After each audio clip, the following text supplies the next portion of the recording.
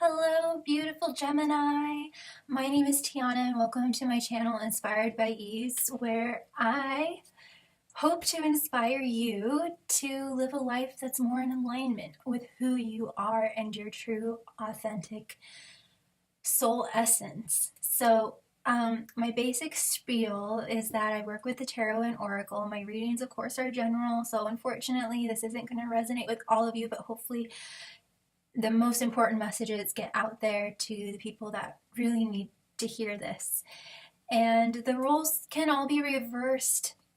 The messages, the characters can all be spun around to resonate with you. So this might be about someone else in your life. Who knows? Only you know. So let this sink in and resonate with you in the way that it does, I guess. So I'm going to try to keep this down to 15 minutes to the best I can. And again, I just want to say that it's so wonderful to actually see you now, like virtually, face to face.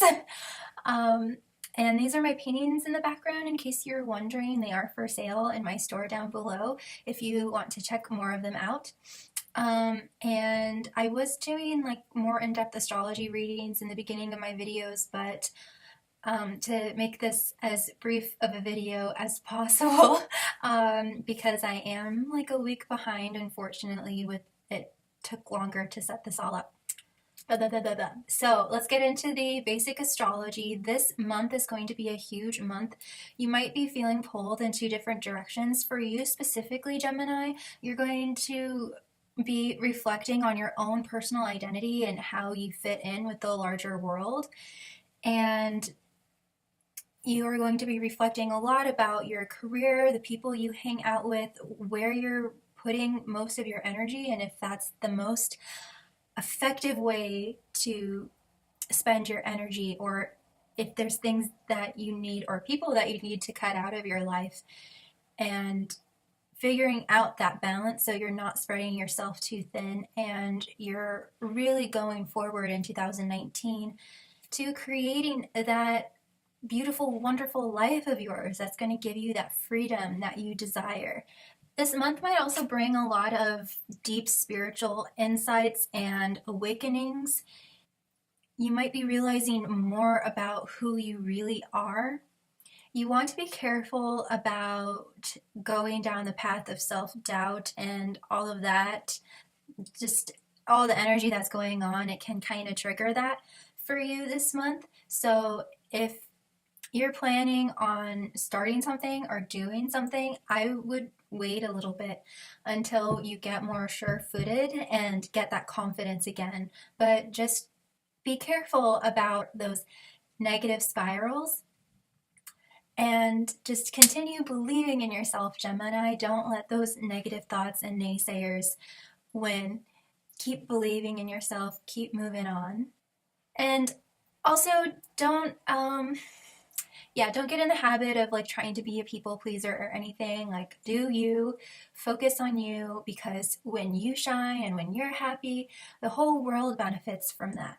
So let's get into your card reading. I wanted to only do 2 cards because I can tend to talk a lot about just 1 or 2 cards. So I'm trying to, not waste any of your time. So let's get into this. The past kind of energy that I feel that you're moving out of is this horrible, like, 10 of Swords. This is out the window. And then the 7 of Pentacles. I get the feeling, okay, so I shuffle the cards before because it is kind of loud and distracting. And right after I shuffle them, I press play, just so you know. I am shuffling and these are coming out. I'm not picking and choosing or anything like that. So these are certainly divine messages that are meant to be coming forth for you, Gemini. Okay, so intuitively, when I was just meditating on you, Gemini, I felt like these, at least really recently or in these past few years, certain circumstances have happened that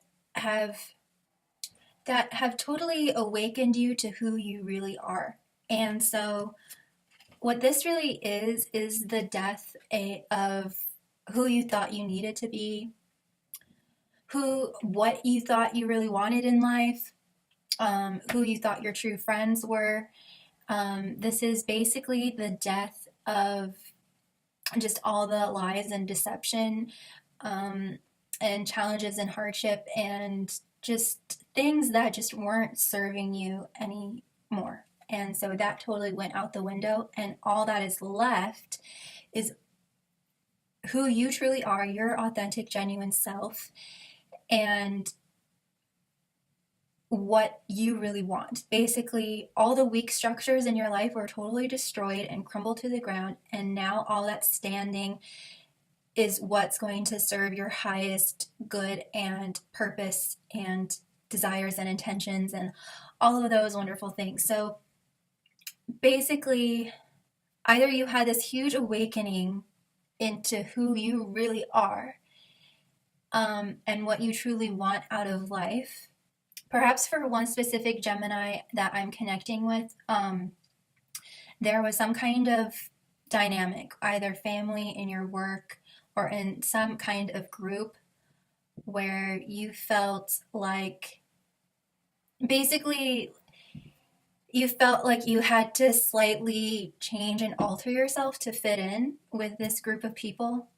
And then you found out just recently that these people were never who you really thought they were. And so that whole persona that you felt like you had to be, you were like, oh my gosh, like who I was and who I wanted to be all this time was absolutely perfect. And they were the frauds, basically. Like they were the people that were fumbling around in the dark. So basically what this is you expecting whoever this group was would give you some kind of sustenance and nourishment or some kind of reward, or harvest, and it just never came about. They were that,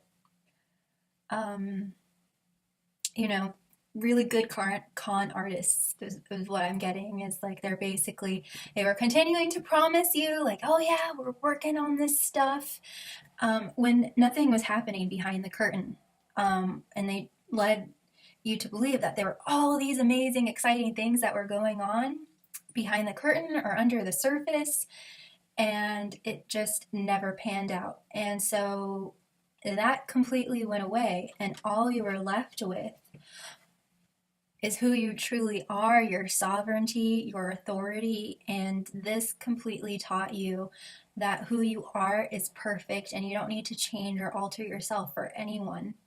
This is a very specific message. But yeah, you're learning that who you are is perfect, and now you're learning how to feel more comfortable in your skin again. Like you practice this other, I want to say that you were kind of like performing for these people. Like it was like you were putting on your Broadway face, your Broadway makeup. You know, there's specific stage makeup that the actors wear, but if you wore it out in public, people would run the other way.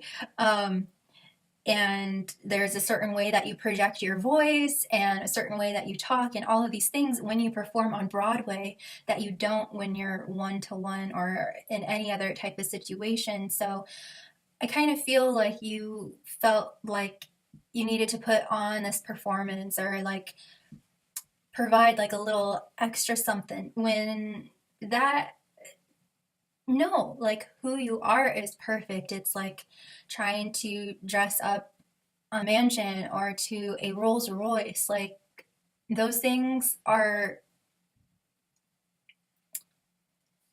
the highest of the high level. Like you don't need to dress that up. Like people value who you are at face value. They can see that just within like minutes of meeting you.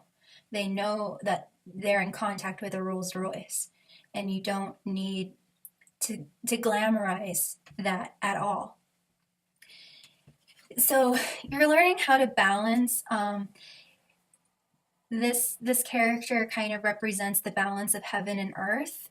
So having, I mean, you're an air sign. I'm an air sign too, so I know what it's like. And so you can, so you're finding the balance of being really grounded while having maintaining that thirst for knowledge that you have, and being an author. Either you're an actual writer or just being the author of your life and not needing to alter your character at all. Your character is flawless and perfect and doesn't need to change for anyone.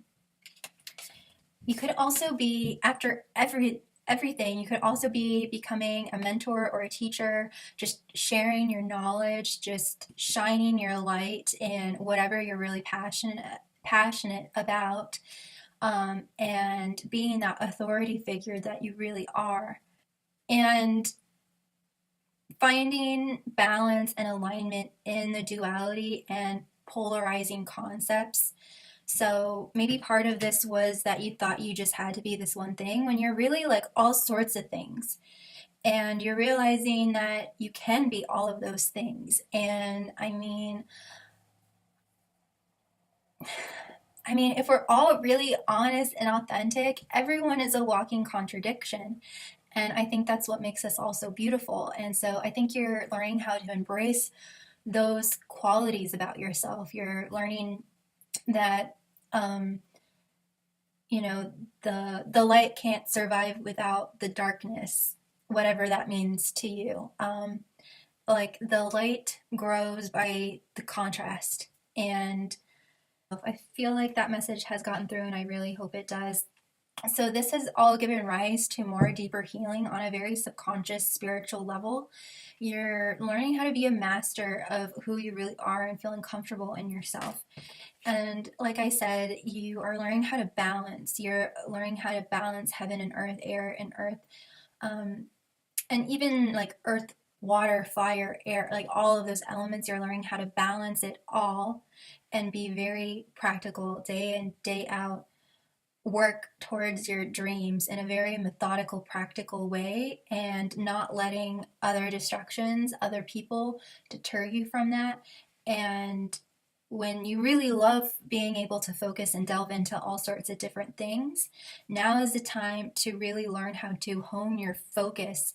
And like I said in the last week's reading, to really put all of your energy into what you really want, into, and knowing that there is as much satisfaction in the learning of and honing of one concept or topic in your life. There's as much satisfaction in that as there is in learning about dozens of things and not really getting anywhere, but focusing on one thing and becoming a master of that. And you're learning how to become a master of that with the attitude of playfulness and your inner child and your, did I say innocence? Innocence, purity, playfulness, fun, joy, delight, all of those things.